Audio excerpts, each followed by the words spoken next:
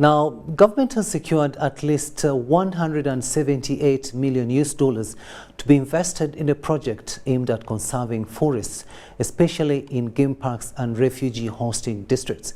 This has been revealed by the Principal Forest Officer, Minister of Water and Environment, Bob Kazungu, who is also the focal person in the Investigating in Forest project. Refugee hosting districts have been proven to be the highest encroachers on forests, hence a big threat to the environment because it alters weather conditions.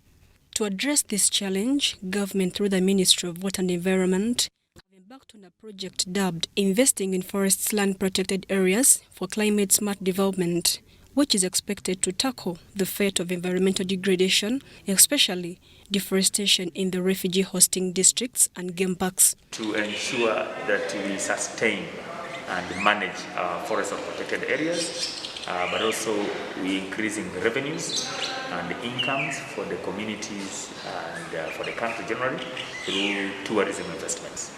Communities that are adjacent to those forests, or the indigenous communities of the likes of Batwa, have already a framework for them prepared by the project to support them in many ways, to make sure that they are living in harmony.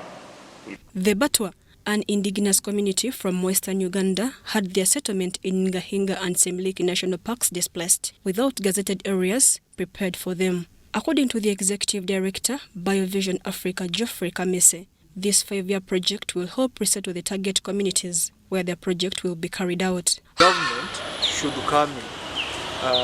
Resettle these communities, give them land so that they can also lead an independent life. Otherwise now they are kind of internally displaced communities in their own country. They don't have any physical address that they can show that after leaving the forest, this is where we were resettled.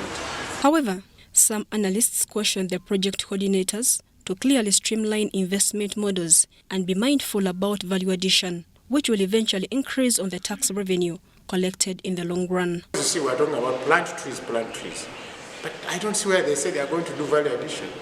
I'm seeing them saying, okay, we're going to support tourism, but I don't see very clearly how the tourists will be affected. And hadn't received any communication ever since the lockdown was lifted. So we wanted to know at what point do we come in and what the way forward, what's the next steps for the project.